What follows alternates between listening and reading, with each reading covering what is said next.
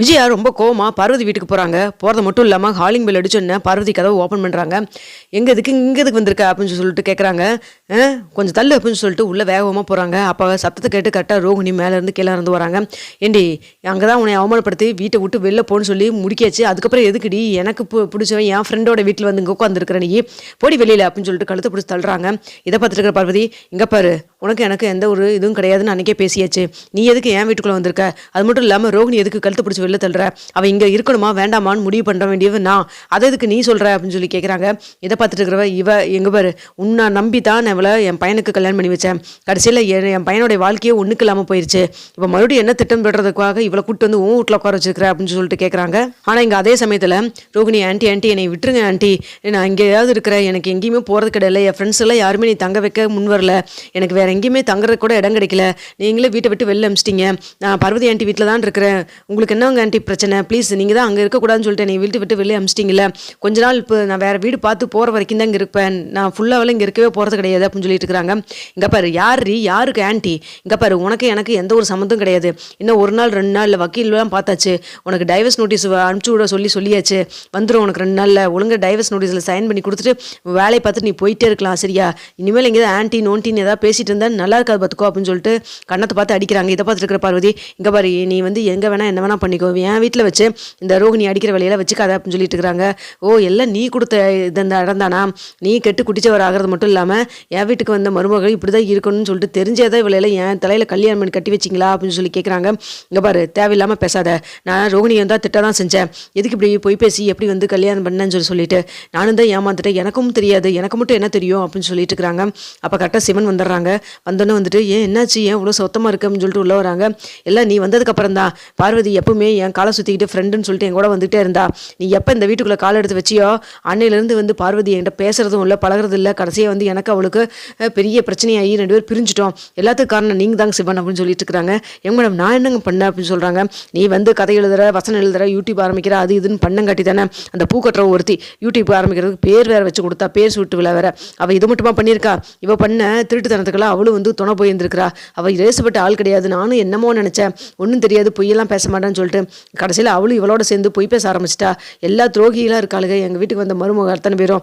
பத்தாவதுக்கு இந்த பார்வதி அவ்வளோ தூரம் நம்பினேன், என் ஃப்ரெண்ட்ஷிப்பே போயிடுச்சு, அது அத்தனைக்கு காரணம் சிவன் நீங்கள் தான் அப்படின்னு சொல்லி பேசிட்டு இருக்கிறாங்க. அப்போ வந்துட்டு, ஆண்டி நீங்கள் கிளம்புங்க ஆண்டி அப்படின்னு சொல்லிட்டு உடனே வந்து ரோகிணி சொல்கிறாங்க. ஏன் நீ இந்த வீட்டிலேருந்து கிளம்புன்னு சொல்லி சொல்கிறதுக்கு தான் நாங்கள் வந்தேன், மற்றபடி இங்கே உட்காந்து நான் விருந்து சாப்பிட்றக்கெல்லாம் வரல. ஒழுங்காக வீட்டை விட்டு கிளம்பி போயிட்டேரு, இதுக்கு மேலே இங்கே நின்றுட்டு இருந்தீங்கன்னா நல்லா இருக்காது பார்த்துக்கோ. பார்வதி, உன் மேலே நான் வந்து கேஸ் கொடுக்க வேண்டியது இருக்கும் அப்படின்னு சொல்கிறாங்க. என்ன வேணா பண்ணி நீ வந்து என்னை மிரட்டலான்னு பார்க்குறியா? பழைய பார்வதி கிடையாது நான் அப்படின்னு சொல்லிட்டு எதிர்த்து பேசுகிறாங்க. அப்போ உடனே சிவன் வந்துட்டு பார்வதிக்கு சப்போர்ட் பண்ணி, என்ன மேடம், நானும் பார்த்துட்டு தான் இருக்கேன், அவன் என்ன பண்ணா, அவங்களுக்கு தங்குற கடை இல்லைன்னு சொல்லிட்டு வந்தாங்க, அதுக்காக தங்குற இடம் கொடுத்துருக்காங்க. அந்த இதுக்காக வந்துட்டு நீங்கள் உங்கள் மருமகளுக்கு தங்குற இடம் கொடுத்ததுக்கு நீங்கள் அவங்களுக்கு தேங்க்ஸ் தான் சொல்லணும், அதை விட்டு கேஸ் கொடுக்குறேன்னு சொல்கிறீங்க அப்படின்னு சொல்லி கேட்குறாங்க. இங்கே பாருங்க சிவன், எங்கள் வீட்டில் என்ன நடக்குதுன்னு உங்களுக்கு தெரியாது, யாருக்கு மருமக, தேவையில்லாமல் பிரச்சனை பண்ணிட்டு இருக்காதீங்க, ஏற்கனவே இங்கே பற்றிக்கிட்டு போகிற மாதிரி பிரச்சனையில் இருக்குது, நீங்கள் தேவையில்லாமல் வந்துட்டு தலையிடாதீங்க அப்படின்னு சொல்லிட்டு இருக்கிறாங்க.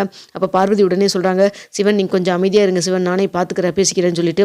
அடாடா, உனக்கு அவருக்கு ஹெல்ப் பண்ணுறது என்ன, நீ அவருக்கு ஹெல்ப் பண்ணுறது என்ன அப்படின்னு சொல்லி பேசுகிறாங்க. இதை பார்த்தோன்னா பார்வதி, இங்கே பாரு, இதுக்கு மேலே ஏதாவது எங்களை பற்றி ஏதாவது தப்பாக பேசிட்டு இருந்தேன் நினச்சிட்டு இருந்தீங்கன்னா பாரு, அன்றைக்கே உன்னை வந்துட்டு நான் வீட்டுக்குள்ளே வராதுன்னு சொல்லி முடிக்கத்தானே விட்டேன், என் பையன்கிட்ட தப்பாக சொல்லி கொடுத்து வெளிநாட்டில் இருக்கிறவனை வர வச்சு என்னை அசிங்கப்படுத்திட்டே. நீ ஃப்ரெண்டாக இருந்தால் என்னை புரிஞ்சுருந்துருக்கணும், நீ எப்படி ஒரு தப்பான கண்ணோட்டத்தை நீ பார்த்தீங்கன்னா எனக்கு ஒன்றுமே புரியல, கொஞ்சம் அமைதியாக இருக்கியா அப்படின்னு சொல்லி சொல்கிறாங்க. எனக்கு இவன் இந்த வீட்டை விட்டு வெளில போகணும், அதுக்கப்புறம் நீங்கள் என்னமோ பண்ணிங்க, எனக்கு அதை பற்றியெல்லாம் கவலை இல்லை, இவளை இங்கே நீ தங்க வைக்கக்கூடாது அவ்வளோதான் அப்படின்னு சொல்லிட்டு இருக்கிறாங்க. என்ன பண்ணுறதுன்னு தெரியாமல் ஒரு நிமிஷம் இரு அப்படின்னு சொல்லிட்டு பார்வதி உடனே முத்துவுக்கு கால் பண்ணுறாங்க. மீனாவுக்கும் கால் பண்ணி 2 பேத்தையுமே வர சொல்லிடுறாங்க. என்ன பிரச்சனை தெரியலையே, பார்வதி ஆண்டி இவ்வளோ வந்து பரபரப்பாக ஃபோன் பண்ணாங்க, ஒரு மாதிரி பதட்டமாக வேறு இருந்தாங்களே அப்படின்னு சொல்லிட்டு முத்துவும் மீனாவும் உடனே வராங்க. வந்தோடனே வந்துட்டு இங்கே விஜயா இருக்கிறதெல்லாம் பார்க்குறாங்க. என்னம்மா நீ எப்படிமா இங்கே, அதான் இங்கே உங்கள்கிட்ட இங்கே வர வேண்டாம்னு சொல்லிட்டாங்கல்ல அத்தை, நீங்கள் எப்படிங்க அத்தை இங்கே அப்படின்னு சொல்லிட்டு பேசிட்டு 2 பேருமே உள்ளே வராங்க. எல்லாம் உன்னால தாண்டி, இவளுக்கு போய் நீ என்னைக்கு உண்மை தெரிஞ்சதோ அன்னைக்கே சொல்லியிருந்தா கழுத்தை பிடிச்ச வெள்ளதில் இருக்கலாம். பாரு, அங்கே விட்டு கடைசியில் அங்கே எங்கேயுமே போக்கடம் இல்லாமல் கடைசியில் பார்வதி வீட்டில் வந்து உட்காந்துட்டு இருக்கிறா. எதுக்கு இங்கே வந்து உட்காந்துருக்கா? பார்வதிக்கு எனக்கு ஆகாது, இவளுக்கு நமக்கு ஆகவே ஆகாது, 2 பேரும் சேர்ந்து கூட்டு கலவணித்தனமாக ஏதாவது திட்டம் போட்டு நம்ம குடும்பத்தையும் ஒன்றுக்கு இல்லாமல் பண்ணுறக்கு தயாராகிட்டாங்கன்னு நினைக்கிறேன். இவ எதுக்கு இங்கே இருக்கணும், அதனால தான் இங்கே இருக்கக்கூடாதுன்னு சொல்லி தான் நாங்கள் வந்தேன் அப்படின்னு சொல்கிறாங்க. இதை பார்த்துருக்கிற முத்து, ஆமாம் உங்களுக்காரு இந்த நியூஸ் எல்லாம் சொன்னாங்க, உங்களுக்கும் பார்வதி ஆண்டிக்கு இந்த பேச்சுவார்த்தையே இல்லையே, இங்கே இந்த பார்லர் அம்மா இங்கே இருக்கிற விஷயம் உங்களுக்கு எப்படி தெரியும் அப்படின்னு சொல்லி கேட்குறாங்க. எனக்கு எப்படி தெரிஞ்சா உனக்கு என்னடா அப்படின்னு சொல்கிறாங்க. நீங்கள் சொல்லுங்கள், யார் உங்களுக்கு ஃபோன் பண்ணி சொன்னாங்க சொல்லுங்கள் அப்படின்னு சொல்லி கேட்குறாங்க. ஆமாம் உனக்கு யார் சொன்னா அப்படின்னு சொல்லிட்டு பார்வதி உடனே கேட்குறாங்க. இதெல்லாம் பார்த்துட்டு ரோகிணி அழுதுட்டு கண்கலங்கி நின்றுட்டுருக்காங்க. என்கிட்ட எனக்கு போகிறக்கு எங்கேயுமே இடம் இல்லை, ஒரு 4 நாள் தான் நான் வீடு தனியாக பார்த்துட்டு அதுக்கப்புறம் நான் வந்துட்டு போயிடுவேன், என்னை ஏன் இப்படி பண்ணுறீங்க அப்படின்னு சொல்லிட்டு ஒரு பக்கம் அழுதுட்டுருக்காங்க. அப்போ வந்துட்டு உடனே வந்துட்டு விஜயா சொல்கிறாங்க, எனக்கு என்ன சொல்கிறக்கு பயமாடா, எனக்கு எனக்கு எனக்கு வேண்டப்பட்டவங்க தான் சொன்னாங்க அப்படின்னு சொல்லி கேட்குறாங்க. யார் அப்படின்னு சொல்லி கேட்குறாங்க.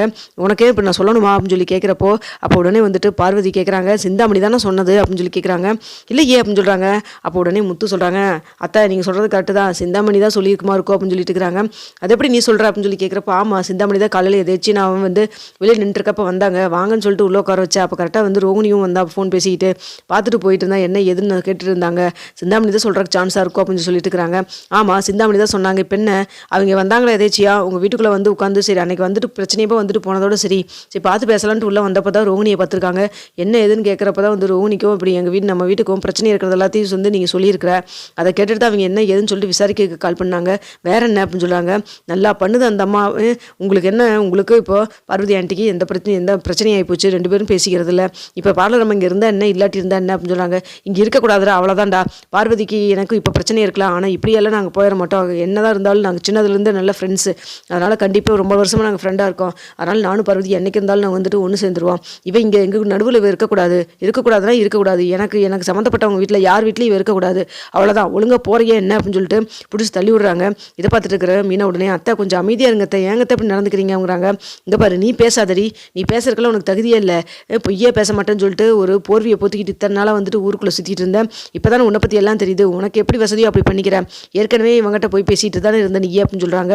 நான் என்னங்கத்தை போய் பேசினேன் அப்படின்னு சொல்லி கேட்குறப்ப ஆமாம் உன் தங்கச்சி கல்யாணத்துக்காக என்ன பண்ணணுமா பேசி அவனை அப்படி பைத்தியகாரனாக தான் ஆக்கியிருந்தீங்க, இப்போ 2வது வந்துட்டு மறுபடியும் அவங்ககிட்ட கூட இந்த உண்மையை சொல்லாமல் தானே மறைச்சேன், உன்னை அவனும் கல்யாணம் பண்ணிட்டு இருக்கிறான், எல்லா வீட்டுக்கு வந்தவளுக்கு எல்லாம் பொய்யும் பித்தலாட்டம் பேசுகிறவர்களாக இருக்காளுங்க, அதெல்லாம் ஏன் தான் இப்படி இருக்கீங்கன்னு தெரியல அப்படின்னு சொல்லி பேசிட்டு இருக்கிறாங்க. அப்போ உடனே வந்து இங்கே ரோகிணியும், ஆண்டி நீங்கள் நினைக்கிற மாதிரிலாம் கிடையாது, நான் மனோஜோடு சேர்ந்து வாழணும் அவ்வளோதான், இப்போ நான் அதுக்காக தான் போராடிட்டு இருக்கேன் அப்படின்னு சொல்கிறாங்க. நீ தலையிலே நின்று தண்ணி குடித்தாலும் சரி மனோஜ் கூட இனிமேல் சேர்ந்து வாழவே முடியாது, அவன் எப்படி வந்து அப்செட் ஆகியிருக்கான் தெரியுமா, வீட்டுக்குள்ளே உட்காந்துக்கிட்டு தூங்கவும் மாட்டாமல் சாப்பிடவும் மாட்டாமல் ஒரு மாதிரியும் நீ ஏமாற்றிட்டு போயிட்டேன்ட்டே இருக்கா, கண்டிப்பாக அவன் திரும்பி கூட உன்னை பார்க்கவே மாட்டான் அப்படின்னு சொல்லி சொல்கிறாங்க. இதை பார்த்துட்டு உடனே ரோகிணி, அப்படியெல்லாம் கிடையாதுங்க ஆண்டி, என்னைக்கு இருந்தாலும் வந்துட்டு மனோஜ் என்னுடைய மனோஜ் தான், மனோஜ் கண்டிப்பாக என்னை தேடி வருவார், எனக்கு நம்பிக்கை இருக்குது அப்படின்னு சொல்கிறாங்க. உன் நம்பிக்கை கொண்டு போய் குப்பையில் போடு, இங்கே இனிமேல் இந்த படத்தில் நிற்காத, நாளைக்கு உனக்கு டைவர்ஸ் பத்திரம் வரும், ஒழுங்காக சைன் பண்ணி அனுப்புகிற வழியை பாரு, அதோட நிறுத்திக்கோ, இனிமேல் உனக்கோ மனோஜுக்கோ எந்த ஒரு இதுவும் இல்லை, அப்படி மனோஜ் வந்து கண்டிப்பாக மனசு மாறவே மாட்டான், என் பிள்ளைய பற்றி எனக்கு தெரியும், உன் வேலையை பார்த்துட்டு நீ போ, அப்படி வந்து நீ ஒன்றும் அவனுக்கு நல்லதெல்லாம் ஒன்றும் பண்ணிடல, வந்து அவனை கடங்காரன் ஆக்குன்னு தான் மிச்சம் அப்படின்னு சொல்லுவாங்க. ஆண்டி அந்த பணத்தை கூட நான் எப்படியாவது நான் வந்து சம்பாரிச்சு நான் கட்டிடுறேன், தயவுசெய்து என்னையும் அவரையும் சேர்ந்து வாழ விடுங்க அப்படின்னு சொல்லிட்டு கெஞ்சுறாங்க. இதை பார்த்துட்டு இருக்கிற உடனே வந்துட்டு பார்வதி சொல்கிறாங்க, அதான் இந்த பொண்ணு இவ்வளோ தூரம் சொல்கிறாள் அப்படின்னு சொல்லிட்டு, இங்கே பாரு பார்வதி இந்த விஷயத்தில் நீ தலையிடாத, உன்னை நம்பி தான் இவள் வந்து ஒரு பெரிய வீட்டு பொண்ணுன்னு சொல்லி நினச்சி ஏதோ பண்ணி கடைசியில் இப்படி வந்து மாட்டிருக்கு, இதை பற்றி நீ பேசாத, உன் மேலே நான் அவ்வளோ தூரம் கோவமாக தான் இருக்கேன் அப்படின்னு சொல்லிட்டு விஜயா சொல்லிட்டு இருக்கிறாங்க.